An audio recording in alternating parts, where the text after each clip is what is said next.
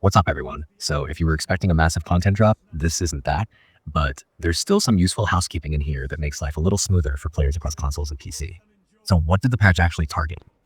The headline stuff is compatibility and stability.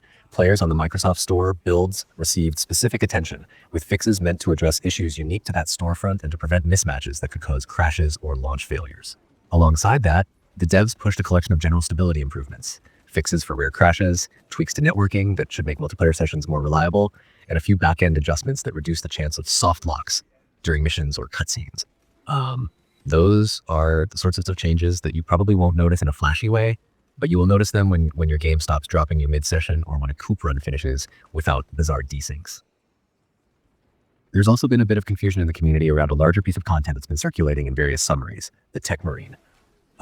Multiple sites aggregated a rundown of Techmarine abilities, weapons, and playstyle, covering things like servogun turrets, tarantula sentries, and the omniscient axe. And that summary got reposted alongside the patch notes for 11.3, which made a lot of folks assume that Techmarine is fully live as part of this hotfix.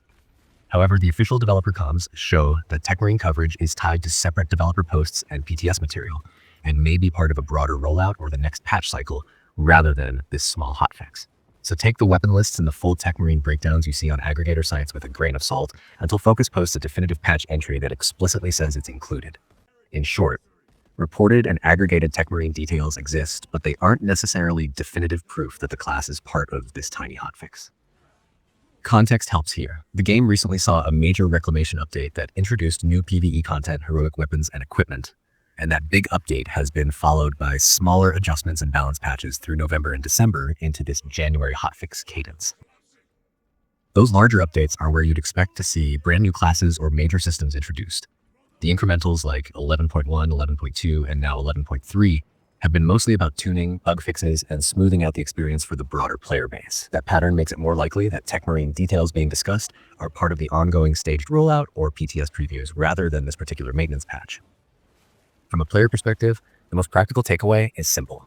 Update your game, and don't freak out if you don't find huge visible changes. The real wins from patches like this show up as fewer crashes, more stable matchmaking, and no surprises when loading into operations.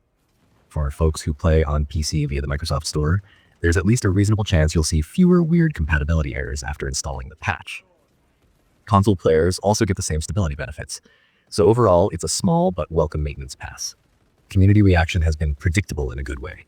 People always want new toys, but they're also relieved when the game stops crashing. Social threads picked up the aggregated Techmarine write-ups fast, which created some hype. And then a little frustration when folks wanted confirmation that wasn't in the official hotfix notes. It's a classic cycle. Third-party sites and content creators pull together details from dev posts, previews, and testing builds, and that content travels faster than the formal patch notes sometimes. So there's chatter, speculation, and a healthy mix of excitement and impatience. But for now, the firm source changes are still the crash fixes, network tweaks, and the Microsoft Store compatibility improvements. Let's touch on a couple of specifics that have been flagged by players and curators. A few mission-related soft locks that popped up for some players in recent weeks were reported as addressed. Rare crashes during cutscenes were patched, and there were subtle back-end adjustments to multiplayer syncing that should reduce instances of players having mismatched mission objectives or inventory states after reconnecting. Those are the kinds of fixes that feel invisible until they're not needed anymore, and then you wonder how you ever tolerated the bugs in the first place. The patch doesn't appear to add new gear or rebalance classes in a major way. Those sorts of changes typically come with the larger numbered updates. And while I'm laying it all out, one more clarity note about sources. A handful of news sites and patch aggregator pages posted near immediate summaries of the hotfix as it appeared, but the most authoritative voice remains the official developer community, posts, and platform news feeds. Aggregated summaries are useful for quick reads, but when you need certainty about whether a class or weapon is legitimately in a patch, check the official patch notes and the developer blog where they explain timelines and exact content inclusions. That's where you'll see explicit confirmations, which is important when the community gets excited over potential new classes. So wrapping this up, not with a checklist, but with the reality. This patch is a lean maintenance drop aimed at making the game behave better across platforms, with targeted fixes for the Microsoft Store and a variety of crash and networking improvements. The Techmarine chatter is real, but deserves a careful read of the official dev posts before you treat it as part of this hotfix.